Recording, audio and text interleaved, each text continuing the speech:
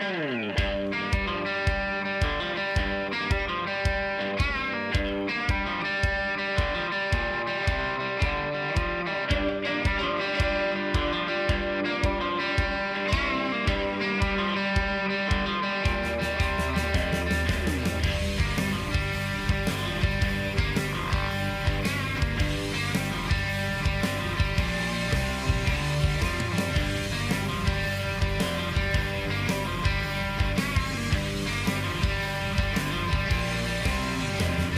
this video I'm going to give you your food plot to-do list, and this is what I'm doing to my food plots and just to make them better and more efficient this season.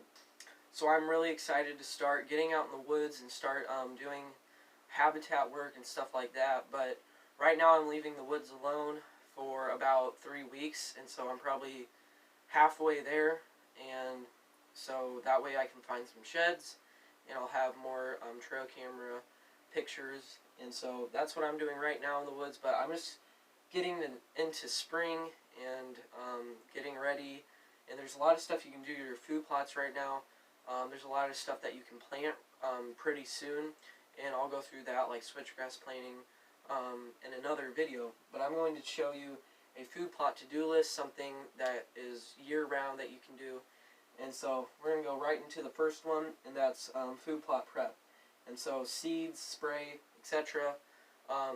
Seeds right now, a lot of people are buying, I know switchgrass, there's a lot of people buying out switchgrass and getting those seeds. So getting those seeds early rather than later is better, because usually they bump the price up once it's planting time, and this way you know, just know how much seed that you need to plant in your food plots, and then you'll already have that, and you won't have to worry about if somebody's going to get it in stock, ordering it, when will it get here, stuff like that. So ordering it early is always better. And so make sure that you know how much seed that you need, because there's a lot of people just buying seed, not even knowing what they're going to do with it, and then it just goes to waste and they don't even plant it. So make sure you calculate how much seed that you need, and maybe just get a pound extra or something just to make sure, or so that way you can overseed and make a big thick, say for example switchgrass, you need 5 pounds, get 6 pounds just in case you don't have enough, and that'll even make it even thicker.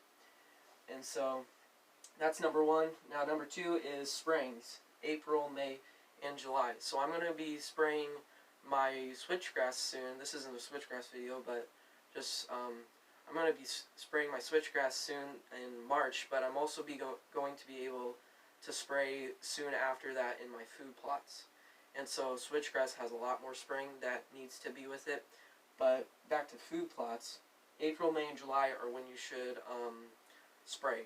So I'm doing the no-till method this year, so that means April, spraying with 2 quarts per acre of glyphosate and 1 pint per acre of 2,4-D.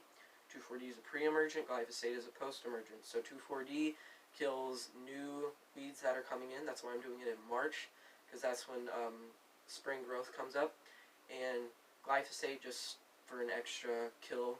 And so doing that in April, doing the same thing early May, and then June I'm planting buckwheat. And buckwheat's not really for food, but it's a weed crop and a cover crop for weeds. And so that also, I think deer still eat on it, and it can still kind of attract them as a summer food source. But you do not want summer food sources on your land during the summer, obviously, and I'll go through that in another video. But we're going to be planting buckwheat in June, and then the buckwheat will grow for about 2 months. Then I'm going to seed my peas, my brassica right into the buckwheat while it's standing. And then after the same day I seed over, I'm going to crush the buckwheat over the seed and lay it down flat with a cultipacker. And then I'm going to spray that buckwheat with glyphosate. Glyphosate will not hurt those seeds because it is post-emergent. It's only going to kill stuff that's already grown. So it will not hurt that seed. Say if I planted 2,4-D, it wouldn't hurt the buckwheat, but it would hurt the seeds. So you need to spray glyphosate because it's a post-emergent. Glyphosate does not hurt any seeds, and it will kill that buckwheat, and then that buckwheat will build the top layer of soil, and then the brassicas and peas will come up within the dead buckwheat. So that's really cool, and it'll also keep those weeds down too. So that's what I'm doing, making sure I get all those sprayings.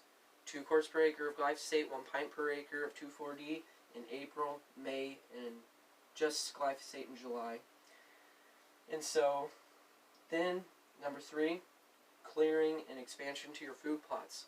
And so I've already been doing this kind of a little bit, and so I'm going to be cutting out some of the trees, making it easier for the 4-wheeler and tractor to get in there, and just making the food plot overall bigger. And so that can really help you making more seed per foot. And so that's a great thing to do right now, even getting out there with a chainsaw or whatever you use to cut down stuff, and get out there and trim but expand your food plots, and don't take away too much, because they still need cover around those food plots. And so making sure that you just expand a little bit and not too much. And so lime and fertilizer, and then I got plot boost over here. So first with the lime, I've got 2 40-pound bags of Hunter's Edge lime. I cannot find that online anywhere. I've only found it in stores. So I'm going to be doing that. So I have 80 pounds of lime for a 4th acre. And so that should be enough. I'm pretty sure it'll be enough. And if not, that's okay. But going to be spreading lime here in probably May. And then fertilizer. I don't really fertilize my food plots, but if you do, just more power to you. You can do that too. And plot boost. And plot boost is really good. It's from Deer Grow, and that will, from personal experience, that will really grow the food plots. And so I'm going to be planting. Like I said, I'm going to crush the buckwheat. Then the seed will come up within the buckwheat, and then after 3 weeks, once it's growing pretty good, I'm going to go in there with a backpack sprayer, not a 4-wheeler, because I don't want to crush any of the new seed coming up. Backpack sprayer, spraying that plot boost, and it's kind of like nitrogen for food plots. And so that plot boost really works, and I've seen it work. And it's really good if you want to get your food plots to grow better. I know my food plots didn't grow really well this year. They did in the early season, but when it came down in the late season, the deer hammered on it, the birds hammered on it, and it was pretty non-existent after November. And so lime and plot boost is really good. Lime in May, plot boost 3 weeks after you plant, and you got to mix that with water. You can even mix plot boost with glyphosate, which is cool too, or any herbicide. And I might add another one. They have something called plot till, but I'm going to see how the year goes and if I need to get that or not. But plot boost I'm definitely going to use this year, and you can see and I'll show you what it does for yourself and on video, and I'll show you how it really helps that food plot. And so I'm not doing the buckwheat no-till on the whole food plot. I'm doing it probably on half the food plot. I'm going to do it right in the middle and leave it clear on both sides. So I will be disking with the tractor too, and I will be no-tilling too. So we're going to try that out. And so equipment, getting your equipment ready, ordering new equipment if you need it. I know cultipackers, you can make a DIY cultipacker. That's what I made, and it might not be the prettiest thing, but it'll work for the job that I need it to do. And so just getting your equipment ready, making sure your 4-wheelers are ready, making sure you have, like up here, making sure you have that seed and spray, making sure your spray tanks are working, possibly going and buying a new one. Not necessarily spending thousands of dollars, but spending money that you need to spend for your food plots this season. Then number 6, food plot maintenance. And so that's just kind of clearing up the food plots, making sure there's no weeds in it, checking on it regularly, and getting some of those trees. And I know I have some dead trees on the side of the food plot where I want to plant a switchgrass for a screen this year. I need to get those out of there. And then for the last one, which kind of ties into food plot maintenance, is summer trail cameras. So I'm going to be running cameras throughout the summer. I do not want bucks on my cameras during the summer. Not regularly though. Every month or so, that's okay. If you have bucks on your property every month, that's okay. But if you do not, if you have them regularly on a regular basis, that's a bad thing, because I've seen it and I have personal experience with it. If a buck is on your land during the summer, he will not be on your land during the fall and hunting months. I know here I was pretty worried because all I had was does on cameras in October.